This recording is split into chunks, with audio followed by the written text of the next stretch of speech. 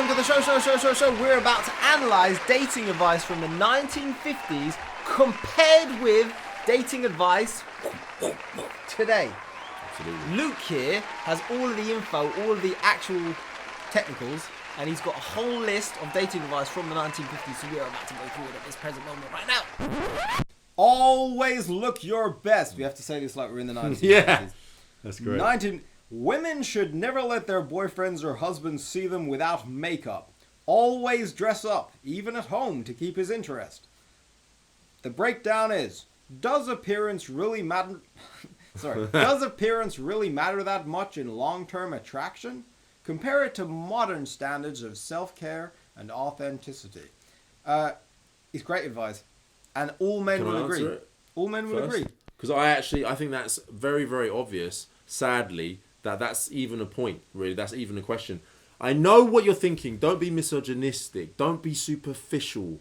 Don't be so mean. Don't be so disrespectful. You need to see the beauty of the person. All of those things. Not the beauty, not the external. Be misogynistic. But the reality is, we are hardwired. Tell them, George. We are hardwired primarily to find people attractive based at least on appearances, at least partly, not obviously the whole way. Largely. I'll be honest with you, George. I've been in relationships with women, and I'll be honest, George. At the beginning, I didn't necessarily find them that attractive, but as I got to know them, as I connected from heart to heart, from soul to soul, from spirit to spirit, as our energies began to do the dance, it began to intertwine and create this beautiful rhythm, this beautiful rhythmic feeling, like the ocean wave cascading across the ocean, made the mattress sand squeak. Then that attraction grew, it evolved, it expanded like the sunshine warming down upon me.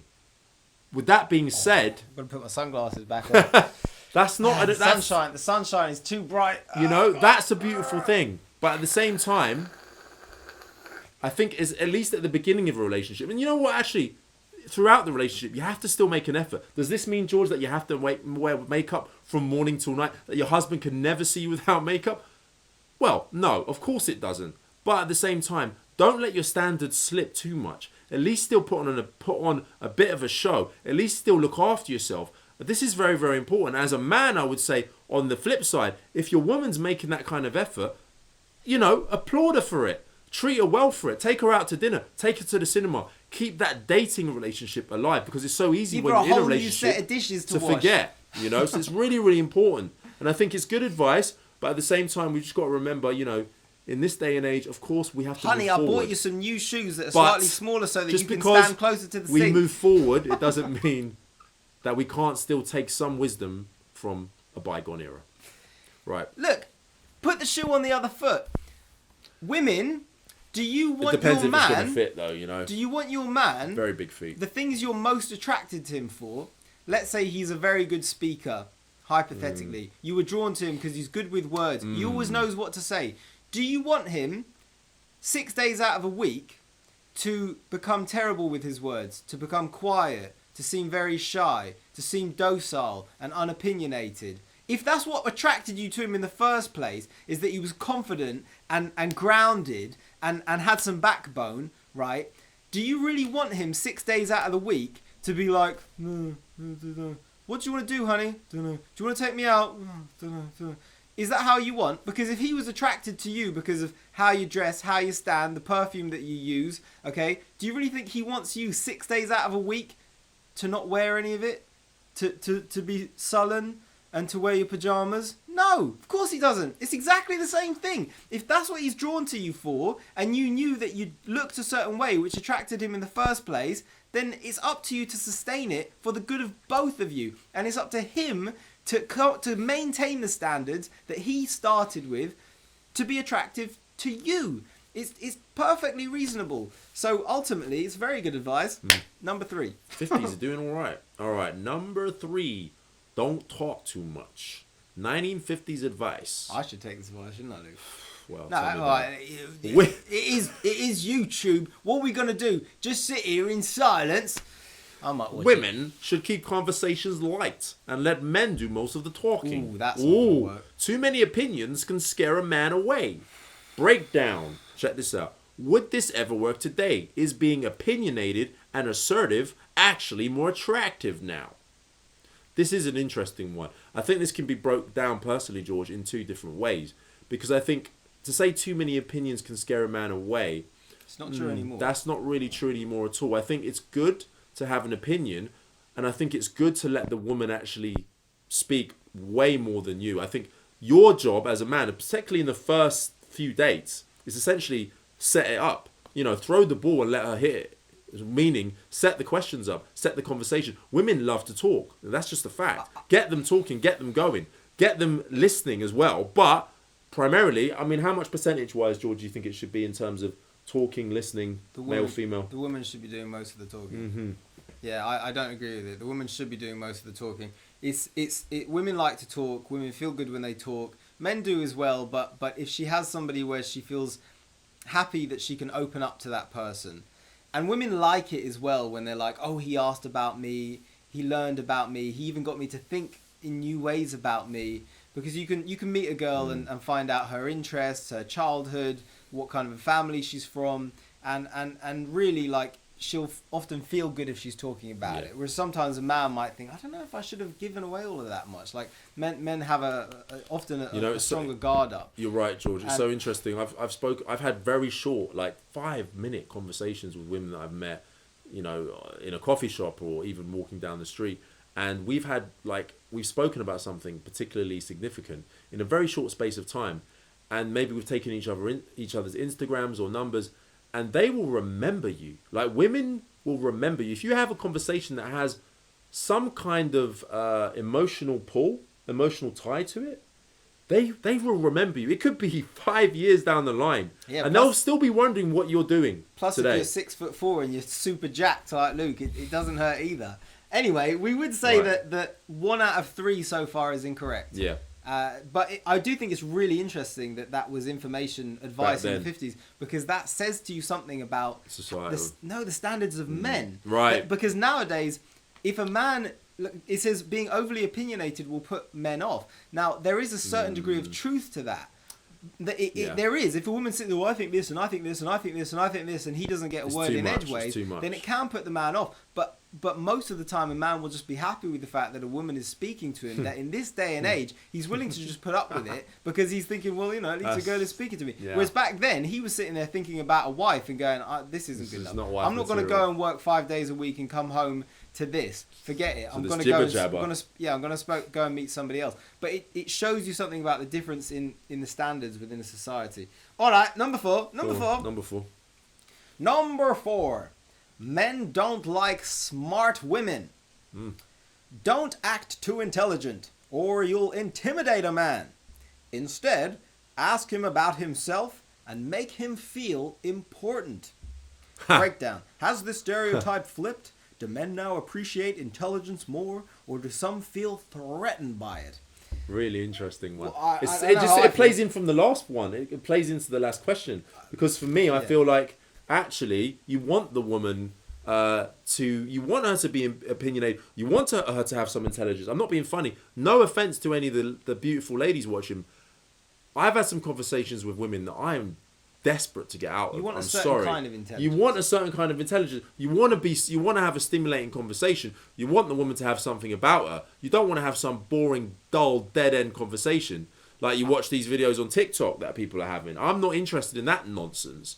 So nor should you be, quite frankly. If you're watching this, I'm sure you're not. I don't like it, so you shouldn't like it. We know how he leads his love life, doesn't he? I don't like that TikTok video, so you shouldn't. I don't like that band, so you shouldn't like it. I genuinely do think the roles have switched. I genuinely do think the roles have kind of switched in this. I genuinely do. No. A woman being too intelligent and intimidating a man, there's a degree of truth to that. It's a very similar... Yeah. It's a similar thing to the woman wearing the pants in the family, as in she's the breadwinner and it intimidates a man. So if he feels that she's more intelligent than him in multiple ways, then it can be intimidating. And the issue with it is it can actually cause a certain amount of degradation within the relationship, because she also feels like, but I want you to be the man. So I want you to actually be superior to me so that I can look up to you, and I'll be more attracted to you that way. And he feels that too.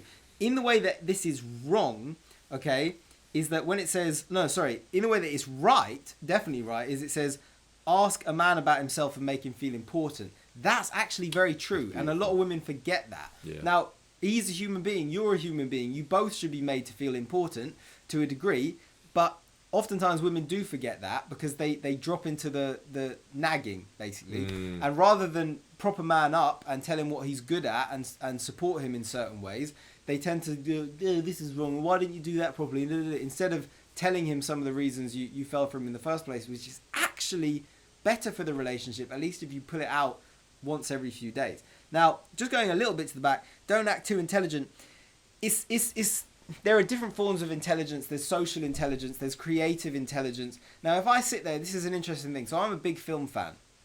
I remember going on a date with a girl who was very intelligent in the history of cinema, and it was not a fun date. And she just went on and on and on about this director. You know why, Josh? Because probably she wouldn't let you get a word in about film. No. I said virtually nothing. But that's what I'm saying. But everything was just... Oh, I see what you mean. But everything was so technical, and it was I know this and I know this and this cinematography this and this. And I was like, well, I know half of this anyway. And it just was an intellectual kind of conversation about an artistic subject matter.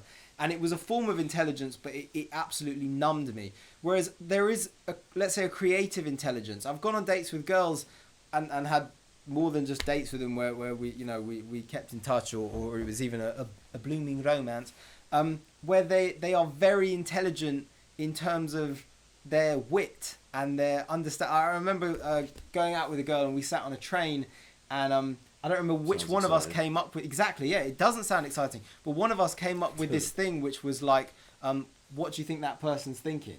So if you point at somebody on the train, what's he thinking? What's she thinking? And then I'd be like, what's her life story? And then she'd just launch into it. And she'd tell me this woman's entire life story from like babyhood until now. And it was hilarious. And it was always fun. And it took a high level of intelligence for her to be that creative and that spontaneous. So in that regard, it was massively... attractive because it was like, this is someone I really, really enjoy spending time with. But it was still like we maintained our masculine, feminine roles in a way. It wasn't a competition. It was a different kind of intelligence. But there is certainly a truth to the idea that if you're emasculating the man by like, well, here's my certificate and here's my diploma and here's this and what have you got, then he is going to be like, well, I don't give a shit about this. Yeah. I don't care. Yeah. You know? So you got to be a little bit careful because sometimes that which impresses you in a man doesn't necessarily impress him. Yeah. Because he's not necessarily interested in it. He wants to protect you, and to think you can protect him, he might be like, well, you don't need me then.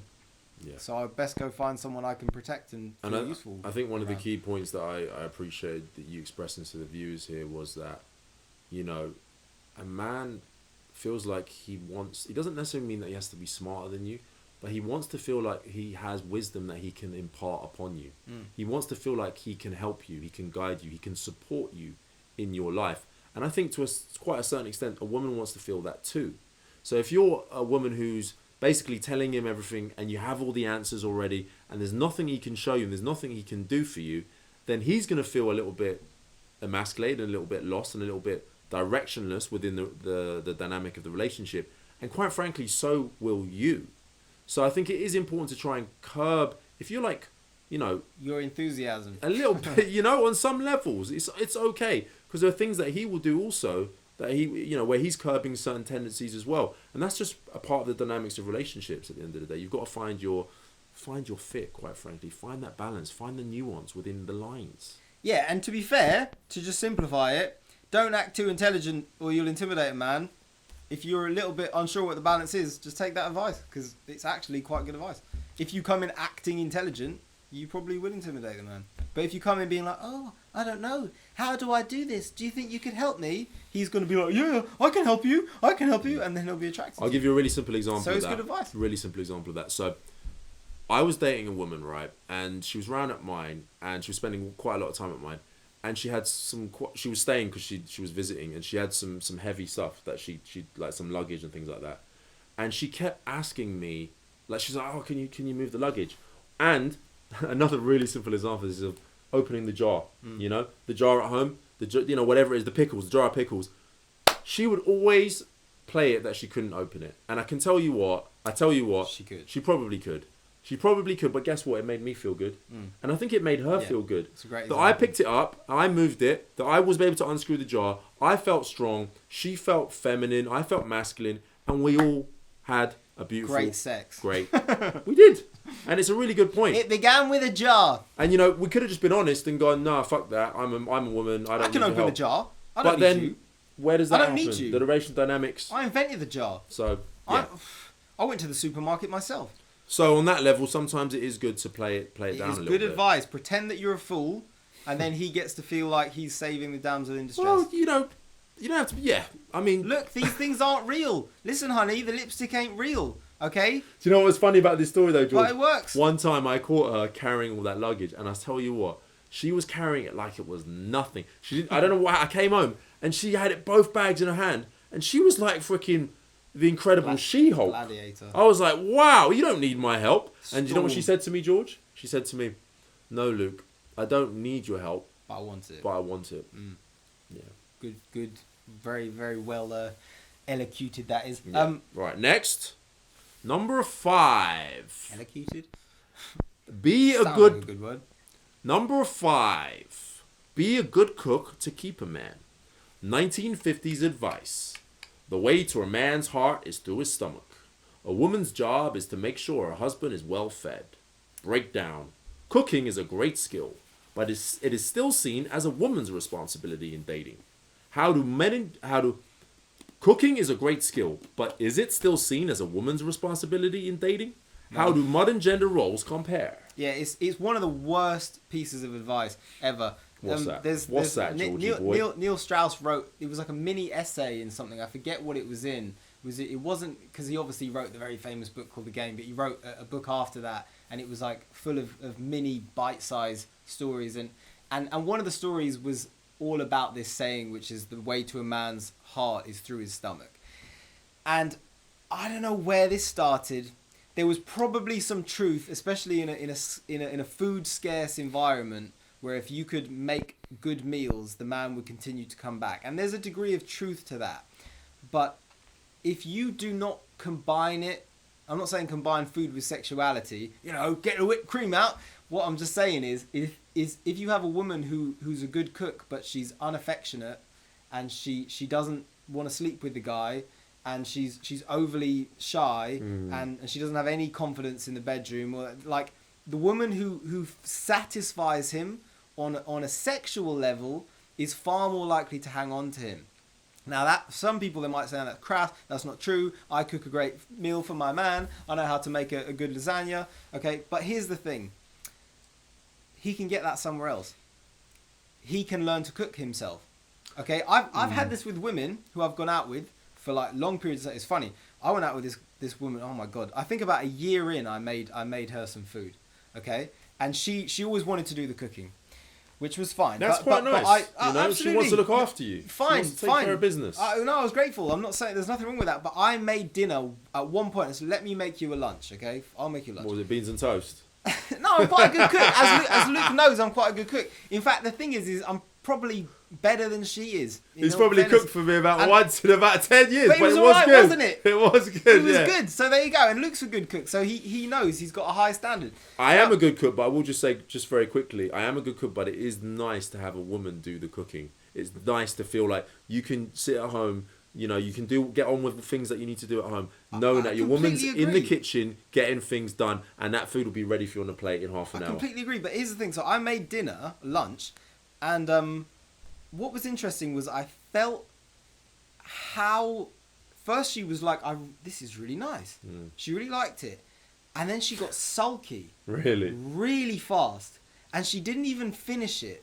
And I realised the only reason she's done this is because she doesn't want me to do it again. Because when I made her that food, she lost a huge amount of power that she thought she had over me. Right. Because she thought he never gets to eat this well. Right. So one of the reasons he keeps me around It's because of her because culinary skills. Because of my culinary skills. And as soon as she realised that I could do it myself, she lost some a power. lot of what she thought her What she power thought she was, had, which yeah. was silly because it didn't mean anything to me. I was like, I love that you cook for me. That's great. Yeah. But it's like that's not the only reason I'm sticking around, Yeah. right? But when she reads stupid advice like this, the way to a man's heart is through his stomach, she thinks, well, then I better be good at cooking, and then I get to keep on to his heart. But my point is I guess though, George, you don't think from a 1950s standpoint, the model would be that the man would go to work, right, and the woman would be a stay-at-home but wife. it's still a saying. They No, still this is what say I'm it. saying. So And I'm saying that was where it came from. Where that there was was a time. never true. None of it was true. There were Well- plenty of marriages falling apart in the 50s. There were wives cheating on husbands, husbands cheating on wives. And I'll tell you why. Because that man who had a nice wife who was cooking him dinner but was unaffectionate. And remember, a lot of the couples in the 50s used to sleep in separate single beds, okay? And she was prudish and she was raised to be a certain way. No, we can't do that. And no, we have to turn off the lights whenever we have sex because we don't want to look each other in the eyes, okay? And he has certain fantasies and certain sexual needs which are perfectly healthy. And I guarantee you that he's going to be like, listen, I can eat anywhere. I can cook for myself. I can go to a restaurant. I can go to a cafe and I can get food. I want what I can't get. So he'll probably stick around. Okay? Let's simplify this. Imagine a man is a billionaire. He lives in a palace and he has 10 chefs who, So who Elon live Musk. in his kitchen. Right. Right? And they cook him food all day, every day, whatever he wants at any minute of the day. What kind of a woman do you think he's going to pick? Yeah, but not The everybody's one a who billionaire. cooks? It doesn't matter. What's he going to pick? What's the kind of woman who's going to steal his heart? Because these men, Paul McCartney got married. Elon Musk was like, okay, I'm gonna pick one woman. I know he's had a few relationships, but he's still like looking for the one. So who's it going to be? The one who cooks well? No. It's going to have to be something else. There's more work to be done. And one of the things you can do is take the advice, dress well, capitalize on what you've got, be a fun person to be around. You know, be a someone who lifts a room and be affectionate and make him feel good about himself. You know, it sounds old fashioned and cliche, but I'm just saying, Yeah. the way to a man's heart is not through his You know, stomach. it's really It just interesting. isn't through his Well, stomach. George, it's really wait, interesting. wait, No, no, I'm gonna wait, say wait, because wait. I want women to understand Because it. I want I women to want to say understand it. this. I No, just no, wanna no, say- I'm saying something. No, In my last relationship, I had a good one. You can say it in a second. In my last relationship, Seconds up. she was a fantastic cook. She was a fantastic chef, and I have to say, it did make a difference to our relationship. With that being said, like it made a really positive difference. I was really enjoyed our meals together because she cooked But fantastically. imagine if she didn't have sex with you. She'd be out the door. There you go. Right, but imagine if she had great sex with you and she was a lovely person, you had great conversations and you watched movies together. It's a bonus. And she didn't cook. It's a bonus And that she didn't can cook cook. ever. It's not the, it's not the no, be all I'm and just end saying, all. I'm just saying, Yeah, you're imagine right. she did all that, but This is she what I'm didn't saying. cook. And imagine she couldn't cook. It Would she would- be out the door? If she Would she be out the door? Well, she had all the other things. Yeah. No. Of course, she's keeping No. her around. No. Now here's the thing, No, right? she wouldn't be out the door. I'm going to give it an But analogy. she'd have to go to cooking lessons. I'm going to give an analogy that women will understand. All right? Food's really important to me, but I can cook for myself. to be fair. Here's an analogy that you women will understand. Imagine a 6-year-old child who's unbelievably sweet, boy or girl, doesn't really matter, but in this circumstance, let's just say a girl because it's feminine and it's sort of innocent and probably needs more looking after, maybe. No, they don't. But whatever. We'll just say a little girl, 6-year-old girl, okay? And that 6-year-old girl is so sweet, and you're a mother, okay? And all you want to do is look after her, Yeah. because she's so adorable. And she says, "Mummy, I made you some food. I'm going to make you dinner." And she makes you this terrible meal, right? And it's like really bad, and she gets like some bread and it's not done properly, and she puts too much butter on it, and she doesn't know how to make an egg, and she gets silly things out of the garden like leaves and stuff to try to make a thing. And it's so sweet and it's so endearing that you want to like hug her and be like, "Oh, you're so sweet. Oh my God, I love that you tried. I love that you tried." Do you care that she doesn't know how to cook? No! What you care is that she's sweet and she's adorable and she's lovely and it makes you want to hold her and look after her. And after you pretend to eat, "Oh, I really enjoyed it. Oh, you're so clever." Okay? And then you eat your real food. It's exactly the same thing. So, yeah, if you can cook, that's great. But the affection is what you feel towards that person because they're sweet and they're I'm lovely. going to have to be honest, George. I'm going to have to slightly disagree with you on this. And I think, Really? yeah, slightly, controversially for the viewers at home, we don't agree on everything. I do think for a long-term partner, for a wife that I might have one day, if she really couldn't cook, and this is a very I'm important not saying caveat. she George, can't cook. George, I'm not this is- saying she brings you a This mud is pie. a really important caveat. I'm not If she saying- doesn't have the I'm just saying- motivation I'm just to saying- learn, I'm just saying- to improve I'm just to saying, cook, do you love her any if less? she doesn't have the motivation to improve her cooking skills, that would be a bit of a turn off for me. No, if I- we're married and living in the same house and we're going to have children, we're going to stay the rest of our lives together, and she can't cook, but she doesn't make the effort to become better at cooking, that for me would be a bit of a turn off for me personally. I'll first just of all, saying. like I said, if you have a bunch of servants and a bunch of chefs, or you have a big enough salary that you can eat out, you ain't gonna care whether or not your wife can cook. And normally, that's the kind of man that the women want, is the guy who has enough money that he doesn't need her to cook for him. So if you want that kind of a man, the way to his stomach is not through the way to his heart is not through his stomach. And when it comes to the analogy that I said about the little girl, I've forgotten it. but 6-year-old girl, yeah. yeah, I've forgotten what the. But either way, I think a lot of them would understand. But I agree with you. Yeah, it's good. It's good if she can. But what I'm saying is if there's somebody who's more sweet and more lovely, you'll keep her around versus the one who's a pain in the ass, Obviously. cold, calculating, nags you, and doesn't say anything. But here's your food. That is not the way to his Absolutely, heart. I totally It's just agree not. with that. I think it's just about where effort is due. I don't think food is the way to a man's heart necessarily, but I do think that if a woman can cook well, on top of all the other things that we've already spoken about, you know, the things that you are really, Stroking really a important, man's ego then that's going to be great. Probably better for his. Yeah. It's a faster route to his heart. Right, shall we move on to the next one? Yep. Let me All have a right. look at this one. Yeah. How many of these have we got? We've got a few. Luke, I just said we shouldn't do videos too long, and here we are. I know, well, you can cut them. Maybe 3 cut them hours into spectacular. sections, maybe All cut them right, into sections. no, we ain't going to me. All right. 6. Don't be too easy, but don't be too hard to get. This is really good advice. This is 1950s advice. If you're too available, he'll lose interest. But if you play too hard to get, he'll move on. Yeah. Find the perfect balance. Breakdown. Is this still a thing? How do modern dating apps change the rules of availability and attraction? We don't care about that. We're not going to talk about modern dating apps. No, we don't care about dating I would say one little thing on that, and then you can jump in. Yeah, go for it. Is a lot of guys know how this feels, and I certainly do, which is, I'm talking purely about sexual attraction right now. I'm talking about perspiring vascular erections. You know, vascular meaning there are veins pulsating. Like when a man shows up to a woman, let's say they go to a restaurant and then they go back to hers, or she comes back to his. There's a point when he is very, very, very aroused. He's very, very turned on. But there is a point when you're like, just go home. Like, and you don't necessarily say it, but it's like if you've been you really wanted her, and it's been like 2, 3, 4 hours, and maybe she's teased you a little bit. There's a point where you get tired and you're like, oh, I've had enough. And you do genuinely lose interest. And that happens in the short term, but it also can happen in the long term. There's an old study to do with polar bears. And what they find is the female polar bear gets the male polar bear to follow. And she knows he's following, so she likes to see how long she can get him to follow for. And she'll actually get him to follow her for like days and days and days and days and days. And what tends to happen is the male polar bear, after a while, goes, oh, fuck this bitch. Like, she ain't even, what pain in the ass. Why won't she just put out? So he turns around and he walks off, right? And once he walks off, this is really interesting. She gets upset and she gets self-conscious and she feels unattractive. I thought he liked me. He followed me for a week. Now he told me to fuck off, right? And then what happens is, while she's all whimpering, another male polar bear comes along who's a bastard who hasn't put in any effort. Are you all right?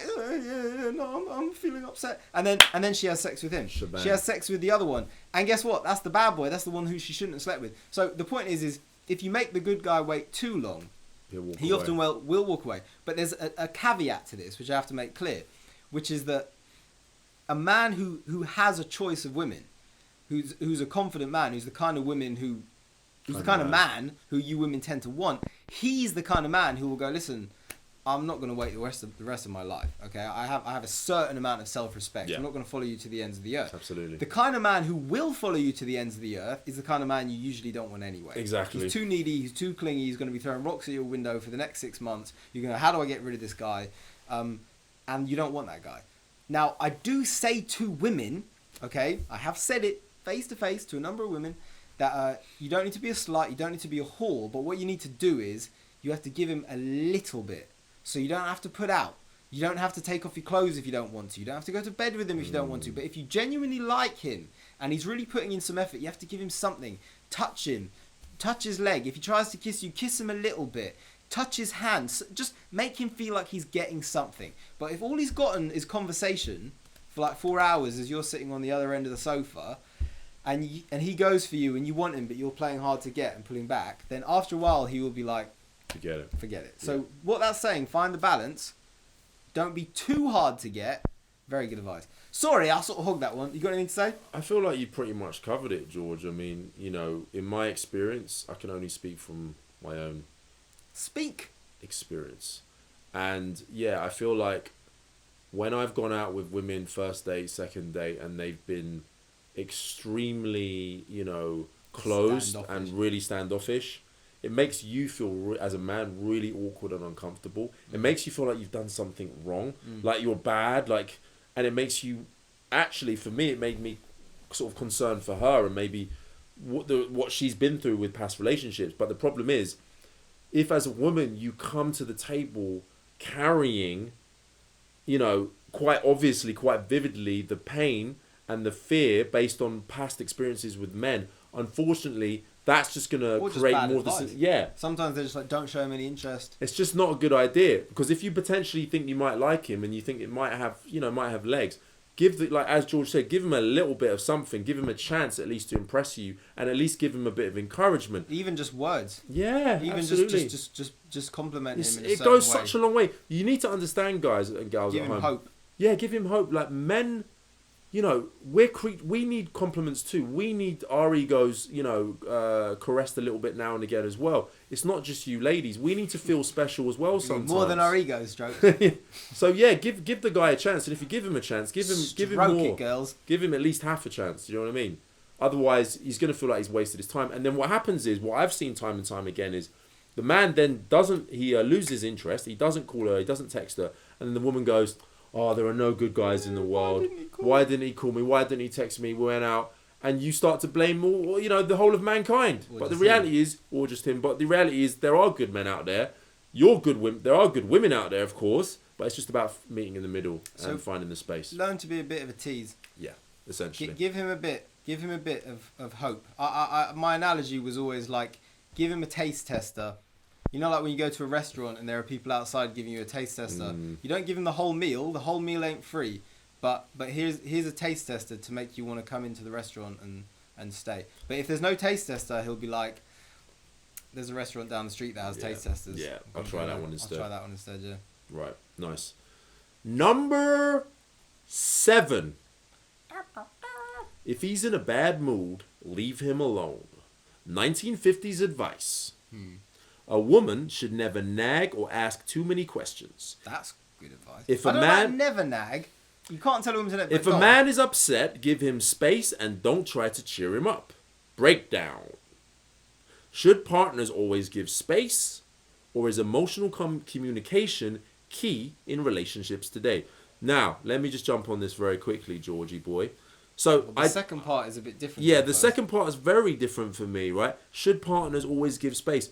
Or is emotional communication key in relationships today? Well, of course, emotional communication is key. But giving your partner space is part of emotional communication. It's being able to read between the lines. Now, I'm going to speak from my own personal experience. I was dating a woman, and basically... You were dating a woman? I know, it's crazy. Basically, I know, it's insane. What happened was, every time How could you? Every time I would potentially... maybe be in a bad mood, right? She would pick up on that energy, right? Oh, he's in a bad mood. Oh, I can feel it. The energy's changed. And she would harass me for, like, questions of what's wrong with you? What's going on? You know, what's happened? What have I done? What happened? You were fine yesterday. Blame herself. What's going on? And it would drive me crazy. It would actually drive me crazy. Because the reality is, George, sometimes... it's nothing to do with her. It was nothing to do with her. And sometimes, to be honest with you, George, you know, things happen in life. We're not always necessarily even aware of them tangibly.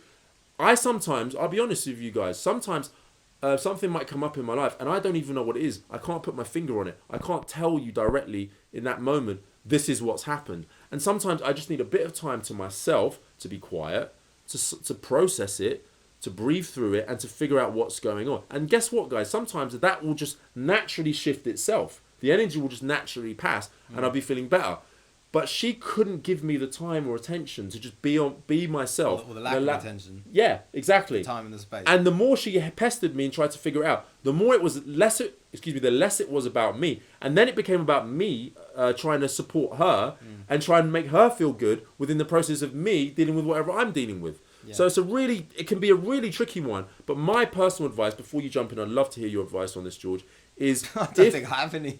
I think you summed it up. Well, if your man goes, that summed it up. Give him some space, give him a little bit of space, let him work it out, let him figure it out. Men don't always want to talk about shit all the time. Believe it or not, men don't always want to communicate verbally about everything. Sometimes they just need a moment. And what you'll find often is, if it's something worth talking about, then he will come to you when he's ready.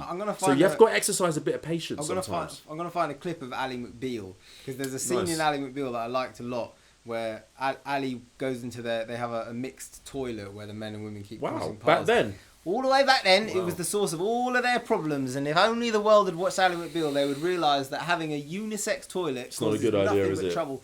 But, on a side note, have you noticed how long the queues are for a women's toilet compared to a men? I imagine when it was mixed, it would be I'd get well annoyed if I had to stand in the queue waiting for all those women. We don't want to stand in that queue. No, I just want to be in and out. But she, it's just like in a relationship. You just want to be in and out. But Ali walks into the toilet because she knows he's had something emotionally that's bothered him in a relationship. So he wanted somebody he was in love with has said, listen, I wasn't feeling that way for you. It's only one episode. It's not a spoiler. And Ali walks in and goes, do you want to talk about it? And he says, and he shakes his head, and she says, listen, if you want to, and he just goes, Ali, he goes, I don't want to talk about it. He goes, sometimes a man doesn't want to talk. And it's the only time you hear him shout. It's like, all I want is my space. Just leave me alone. And it's a really, really, really, really good scene. But it's making a clear point where it's literally the solution to this problem is not for me to tell you about it. Sometimes I just need to do what the Americans call decompress. Beautiful. It just let the dust settle away. If you chuck a rock into a pond, the ripples may spread far. But if you just leave it, eventually it'll dissipate. The calm returns to the lake. The waters become calm again. But if you jump in and splash around, do you want to talk about it? I saw that the rock fell here. What happened? Sometimes it starts all these waves, and then he's like, fuck off. Just leave me alone. Just let me take a few breaths, and it will start to go away. Yeah. And that's just how it is. That's nature. I mean, part of it is sometimes a man wants to deal with his stuff so that he can then look after you. Yes. Because really, that's what a man wants. It's almost like the breadwinner. He wants to go to work to get the meat and the food and whatever so that he can bring it back to you. It's all part of it. Let me take care of myself so I can then take care of you. But if you're going, no, I can take care, it's like he doesn't feel that good about himself. So yeah, good advice. Really good advice. Really good advice. One last one, George. Do you want to do the honors on the last one? Well, the second part we didn't cover. It said, should partners always give space, or is emotional communication... Well, I did actually cover that. Well, is emotional communication key in relationships Well, I already did cover that. If you need emotional communication, boys, speak to your boys. Girls, if you need emotional communication, speak to your girls and speak to your guy. But men, if you have something men, if you're feeling like you really need to offload something deep and personal, that is something, an insecurity, you're probably not best putting that onto your girl for exactly the same reason as you probably wouldn't want to put it upon your child. If a father came to a child saying, I'm really, really concerned and I've got money issues, and he's going to put a lot of fears onto his child that the child doesn't need. So what happens, just on a note on this, George, don't put it onto your woman. What happens when your woman comes to you and goes, but George, why won't you let me in? I just want to help you. I just want to be there for you. What's going on with you? Tell me. I want to be part of it. I want to support you. I love you. You never let me in. You never talk to me. I feel like I'm on the outside all the time. We need to share this. We're a couple. I love you. You love me. Where are you? I can't even see you anymore. If she has that much emotional investment as to talk for that long and that loud, then I'm obviously doing everything correct. So I don't need to do anything different. All right. If a woman isn't interested in you, she won't even give you that kind of emotional. Because I was in a situation like that, George, and she got really annoyed at me because I wouldn't open up about certain things. And I always said to her, George, look, I'm here for you. I'm here to be here with you. But at the same time, there are certain things that we will not discuss. There are certain things that I need to take care of myself. And if I need help, I'll go to my bros. I'll speak to my men. I'll speak to my brothers about it, and I'll connect that way. And I could tell, on some level, she was jealous, and she felt left out, and she felt like she wasn't. Well, she didn't really know me on some level. Just say, listen, I'm fine, and honestly, there's no issue. So let me just. But she knows you're not fine. When you say you're fine, she knows you're not fine. But I agree. I think personally, for me, in my situations that I've had, tell her you'll be fine tomorrow. Tell her I've got it sorted out, and I'll sort it out myself. That is probably the best way. I would say on one hand, the flaw could be with men wearing their emotions too much on their sleeve. I suppose if she can see it on you that visibly. I mean, on one hand, I almost feel like they can't, but they push to see if you are emotionally vulnerable, and then because they push, it makes you emotionally vulnerable. But you can. It's such an interesting one, George. You can cover it enough that she's like, well, he says okay, and he probably is. It's such an interesting one, George, because I'm a very open man. I'm a very open person. And I do like to connect with my lover, in my relationships, and I want her to feel connected to me, and I want her to feel like she knows me and I know her. But at the same time, I do think there are certain things, you have to almost drip feed her in a way. Like, you don't want to give it all away, I wanted to go back to because I knew there was something I wanted to say earlier. Do you remember the analogy I gave about the little girl who makes you the bad food, but she's really sweet? Yes. My point was, when I would chuck it away, to be honest, but yeah. Of course you chuck the food away. But my point was, I wouldn't chuck her away. The girl away. Definitely not. No, you wouldn't. Of course I wouldn't. And that was. I would go, oh, that's so sweet. Yeah. You're so lovely. But that was the point I was trying to make, is you wouldn't chuck the girl away. No. She's so sweet that you want to keep her around. Anyway, right. Let's get to it, Georgie. Number 8, the final one. 1950s, baby. Let's go. Countdown. I should be singing a 50s song, shouldn't I? You should be, really. Well, I'm the type of guy who will never settle down. 1950s suit right now, Where pretty girls are. Anyway, all right. A woman who dates around is seen as undesirable, while men are expected to play the field. Breakdown. How has this double standard changed? Does it still exist in certain circles? No, I mean, there is something, let's say, atavistic, but very, very true about it. A woman who dates around is seen as undesirable, while men are expected to play the field. It's not 100% true. No. Okay? But let's say, we talked earlier about the television show Friends. Now, in Friends, the guys date, often not very well, and the girls date usually better than the men. Joey dated pretty well, didn't they? Joey dated well, the other two not so much. The three girls had a much better success with their dating lives. But the thing is about that is much more normal. Women tend to be more with it, especially if they look after themselves, because men tend to approach them. But the trick here is, at least to the world, your outside appearance is, yes, you went on a date, but you don't need to tell people what happened. If you went on a date with a guy for a week, or a night, guys, or a holiday, you can go on the date, but don't be like, I slept with him, and I slept with him, and I slept with him, and I slept with him after an hour, but I slept with him on night 2, and it's like that. You got massive turn off. You got to hang on to that. I have been there, George. I have had this experience personally. I have dated women who, for some reason, think, oh, we're so connected, and I can tell him anything, and we can just live in my truth. And then there's nothing, there are no lines, there are no boundaries. And she told me she slept with an X amount of men, and it came out of nowhere. I didn't ask, I didn't want to know. And I'm sorry, ladies and gentlemen, I still don't want to know. It tainted my view of her, at least for a short period of time. It didn't ruin the relationship, and because I could move past it, but it didn't help. It didn't help. And I didn't need to know. And it would have been better if you hadn't. And it would have been way better if I hadn't. So if you're a woman watching this, listen, of course, you have to go out there. You have to meet men. You have to meet different people to find what works for you. And of course, you're entitled to have some fun. Of course, why not? You're a human being just like anyone. But if you meet a guy that you really like, and that you get into a relationship with, and that you think you might even settle down with and have children with perhaps potentially one day, do not tell him that you've been sleeping around with that guy, with this guy, with that guy, that you did this, that you did that. He doesn't need to know. He doesn't want to know. And there's a realistic expectation that it will put undue strain on your relationship. It will make you significantly less attractive to him. Yeah. And in many relationships, it is irreparable. Especially, like, oftentimes the man a woman settles with, because you said this before, a woman might like an exciting lover guy, right? But the exciting lover isn't a good family man. He isn't the man she settles down with. The man she settles down with is oftentimes the man who isn't someone who's gone crazy and slept around and had dozens, if not hundreds, of different women. It's the guy who's much more faithful and monogamous and believes in love, and she eventually responds to that. The good guy, and then the problem is he's the one you punish the most, because you're telling him about a life that he didn't have, and it's ultimately not fair to him, because he's giving you the best possible opportunity. He's giving you essentially his life, and you're punishing him for it.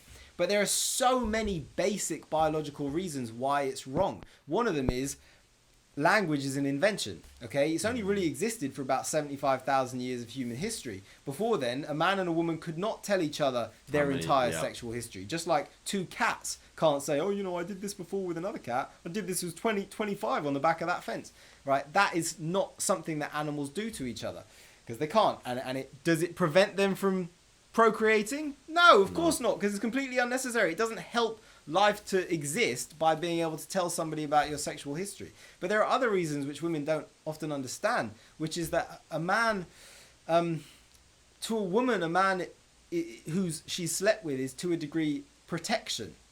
He's somebody who could look out for her, who could keep her safe, okay? But to a man, your previous man is the opposite. He's somebody encroaching upon that space. He's somebody who might get jealous of him. He's somebody who might linger around and come back when he's like, hang on a second, I actually want my ex back. And then it's a battle. It's a kind of war. And to tell him about it is like, why do you want to put that into his head? Because that doesn't go away. No. It's like, I mean, this is it's a hypothetical, but let's say a man dates a woman who already has a child, or she already has children, okay? You're a woman, you have a child. Well, that child has a father. So when you get a new man, that father is in the picture. He's not going to go away, because that's his child. So if you stack men on top, then it's like, listen, I've got one already because you've got a child. So that's one man who's now in our relationship, okay, for the rest of my life if I stay with you. Do you really want to bring all these other ones in as well? Like it's there's no benefit to it. So ultimately, that is very, very good advice. But there's nothing wrong with being like, I went around and I met people and I went on dates. good, healthy. But you don't need to tell the details. Absolutely. No, absolutely. And I think what you said there, just finally, on if you might be if you're dating a woman and she's already has a child, and that man's, that child has a father already. That father, will be, hopefully, will be in the child's life. He will be around for that child, to support that child. But often what you'll find nowadays, unfortunately, George, is for whatever reason, the ex-husband or the ex-partner isn't around, right? So therefore, the man steps in and he becomes the father to the child. Literally, for all intents and purposes, he becomes the father, because the organic, biological father isn't around. And in some, of course, that isn't ideal. But for some ways, for the man who stepped in, he feels like there's a freedom to that, because he doesn't have to fear the other man stepping in. No, but so that's the ideal. That's the exactly. Oftentimes, what happens is if he is exactly what Luke just said, and he's the noble man who's willing to love and look after the child like a father, he gets punished for it, because there's a real father who's jealous and intimidated by it, and feels like that's his territory being encroached upon. And maybe quite rightly so. Just like many mothers would say, don't tell me how to raise my son. Don't tell me how to raise my daughter. They'll say it to someone in a supermarket. How dare you tell me how to raise my child? Well, obviously a father feels like that too. Now, this is nothing but the invisible shadow of such a man or such men. But you're bringing it in. And there's no reason to do that to somebody if you really care about the guy. But I will say, women, if you want to get rid of a man, tell him. That's a good way to do it. And I'm deadly serious. If you're like, this guy, I don't really think he's the one. How do I get rid of him? Tell him you slept with 100 men. Yeah, bring that up. And then be like, I don't think because I've been with this many men and I keep comparing you to them. Oh god. And I really just think that'll do great for his confidence. I've had this much experience and I just you're not quite what I'm looking for. You don't quite measure up. That'll get rid of him. I mean, it'll be a huge step towards him saying, I feel really terrible when I spend time with you now. So But George, it's a shame to end on such a bitter note. That's something that was really quite good fun. But I wanted to ask you this, George, just finally on the breakdown question. It said, has this double standard changed? Does it still... Well, it's not a double standard. I agree, it's not a double standard. Well, no, it is a double standard because women are... It is a double standard, but it's a double standard for a reason, for evolutionary reasons, for the reasons that we've described. So it is a double standard, but not all double standards are... It's male and female. So there's your double, there's your standard. There's your standard. There has to be a different... There's a night and there's a day. There's an up and there's a down. There's a left and there's a right. There's a hot and there's a cold. Double standard. That is the universe that we live in. Everything is a double standard. Everything. Absolutely everything. Actually, so there you go. Get used to it. We are equal, but we are equal in different ways. And sometimes that means that there are different standards for different people, different genders. And that's just the way it is. So... I feel like these are the lines that we have to learn to walk along. Everything is opposites. Everything. You feel awake, or you feel tired, energized or sleepy. You can't. There's always double standards. That's the universe. But you know what's you're up, right, George. Down, left, right, hot, cold. Yeah. But you know what was interesting, George? I remember there was a time when I was very young where there was a certain cultural wave, and it was called the Ladette culture. And it was the idea that women and men were equals and that women could go out and drink 5 pints of beer, you know, and do this and do that. It was this kind of era, and they could get Larry and they could do this and that. And you know... And did men like it? No. Men still don't like it, and they never will like it.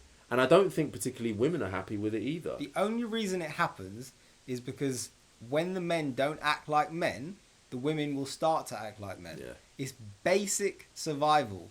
Yeah. You become that which you need, which is often why you also see men becoming more and more feminized. Because to some degree, they're like going, well, this is what I find attractive in a woman. I'll become someone who looks after herself, who stands a certain way. So maybe they'll get the idea if I become it myself. And unfortunately, it doesn't work. So the ladette culture is a spin-off of the fact that the guys didn't say, don't do that. Because on some level, that's all they needed was a strong, assertive guy who they find attractive, who's like, I don't find it attractive when you do that. And then she'd change. If the guy was worth it, she would change. Oh, he doesn't like it. So then I adapt. And men are the same. If a man really is crazy about a girl and she tells him to change certain traits, he will change, especially if it's for the benefit. Now, I'm not saying that men, you should definitely change if she tells you to. Sometimes that's the worst thing to do. Careful with that one. But if the culture, let's say, a guy like me says to you, oh, you can't get a date. Well, change this. Sure. And it works, then you're going to do it. So if a girl is like, I want a certain kind of man and it's not working, and she changes and it works, then she'll change for the better. But yeah, ladette culture doesn't turn men on. No, so definitely not. They might put up with it because men eventually will go, well, whatever, I've got to have sex with somebody. But It's not. I tell you what, George. Reading all these through, I tell you what. It seems like the 1950s, in many ways, was a much more simpler, more straightforward time. Yeah. Oh, they knew a lot, man. Go back to the 30s and look at some of the advice from the men. It's crazy how accurate it is. Well, maybe we'll do that one next time. Why wouldn't it be? 1930s next time, guys. Stay tuned. It's been an amazing show. We hope you enjoyed the content. George, you were incredible as always. We're so happy to be back. Thanks for sharing in the studio. All your personal stories as well. Yeah, I'm very, very happy to. I feel like lived-in experiences are, the best way to give wisdom. Because for me, lived-in experiences. Lived in. Yeah, like you've lived the experiences. Oh, I see. Okay, all right. Yeah, I feel like the people that I look up to the most in my life are people who I know have been there and done that and haven't just Oh, absolutely. So that is how it should be. Yeah. It's Get out a very there. bizarre culture that you go to school to listen to teachers who ain't done the things that they teach you about. Right. You go and listen to a teacher who teaches business. They don't have a business. They don't run a business. You go to a film school to listen to a teacher who's never made a film. You go and do a literature course with a teacher who's never written so much as a short story. It's ridiculous. And what about these dating advice people that you see on the internet? Crazy. Never been on a date. Do you know what I mean? Absolutely ridiculous. Can't walk up to a girl in the street. Nuts. What kind of a world is this? What kind of a society is this? And then even worse, you actually not only give them your time, you give them your money as well. Now, the most valuable thing is your time. Don't forget that. But then to give them your money on top of it is insult to injury. Look to people who actually know how to do the thing that you want to learn how to do. So stay tuned, guys, for the next episode. It was a fucking pleasure. I love you, George. I love you, viewers. I've had an amazing time. I'm feeling ripped. I'm feeling ready. I'm ready to get out there to meet some beautiful ladies, be it in America, be it in the UK. It doesn't matter. Get motivated, right? I want you to get up out of this chair. I want you to go and see the fucking world out there. I don't care whether it's raining. I don't care whether it's fucking lightning. I don't care whether there's fucking storm clouds. It doesn't fucking matter. You get out in that world and you show them what you've got. You take your fucking essence, your spirit, you breathe into that, you harness that energy, and you go out into the fucking world and you make a fucking name for yourself. Because I believe in you, so believe in yourself. I love you, so love yourself, and get fucking out there right fucking now. Let's go, George. I'm ready. Let's fucking go. I'm out. Yeah, I'm done. I'm going out right now, guys. Fuck this, guys. I'm fucking done with this. Let's. Do you think Disney will have a problem with all that swearing, considering I'm wearing a Mickey Mouse jumper? Mickey Mouse, M-I-C-K-E-Y.